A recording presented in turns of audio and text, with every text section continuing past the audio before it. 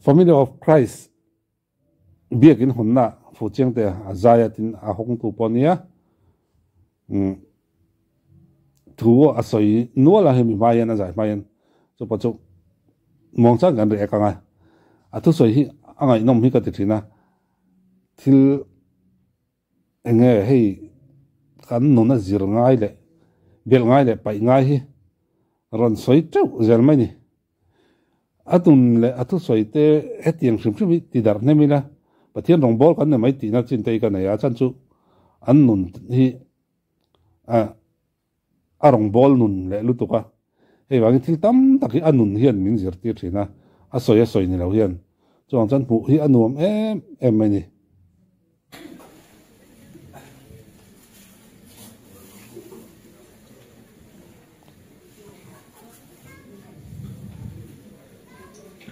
Nel po chati kan same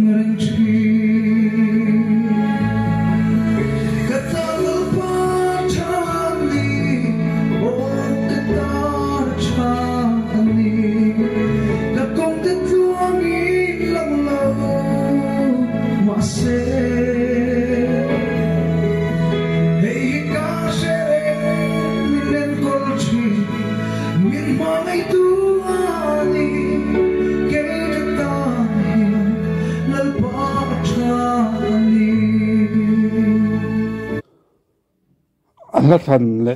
an nu na hi avanin me ngoi thin ka ti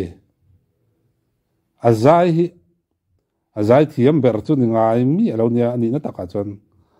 amaro chu azai hi angai noma nun zong a pathian mi na fak chuanin an zai te angai noma tin nuna thu soi thina thiam tak nal taka moi taka sak ai chuanin pathian fakna hlai chu nung taka sak hian ani na rom pho chu ka tin a thok na ka te mai ke ma chuanin e thin lunga a thoka nuna chu chuan thu tam tak hi a soi thina ni chu tiang che chan pate ka po hi hei azai pathian fakna la a sa hrim hrim mai e angai nom hi ka ti thina a mel le a om dan zong an hian anun hian van hi a han hol popa a han hol ong thin ni hian ka hre thina chu wang chan pathian fakna la sak ho hi en ngai khak mu anuam em zel mai ni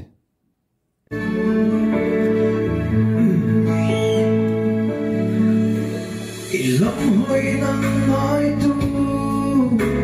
I hoi sangan lova I mutir chi ngai sa sia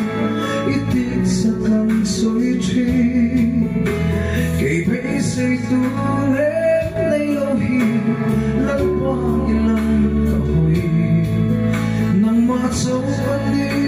kan pe se mai ken chu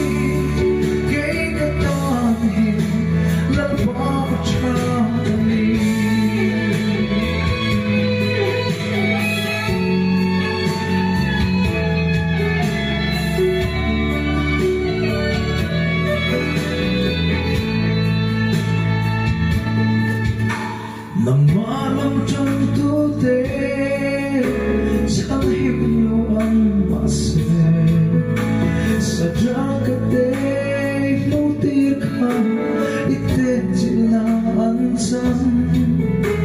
kay polpa hey katube ike bula ong hi chu chu hianin kay zop karin chine katal pa chani o katal chani kakong titluangin lang mase hey kasere minen kolche min mai tuani kay kataya lalpachani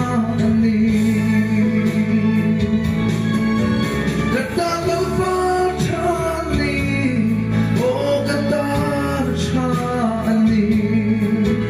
kakong titluangin lang mase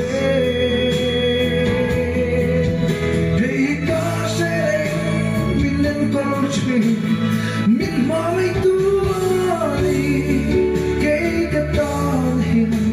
lalpachani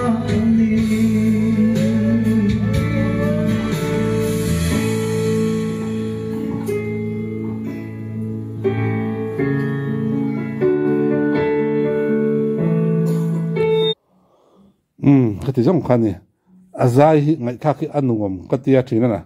patien phẳng na la sa ngat pe chu azai à chon azai thiam ber cái timi đâu mà rồi chu nung hian azai thi na chu wang chonin azai ngày khác ăn ngom min thin lunga hian min dek ki aum thina ni ole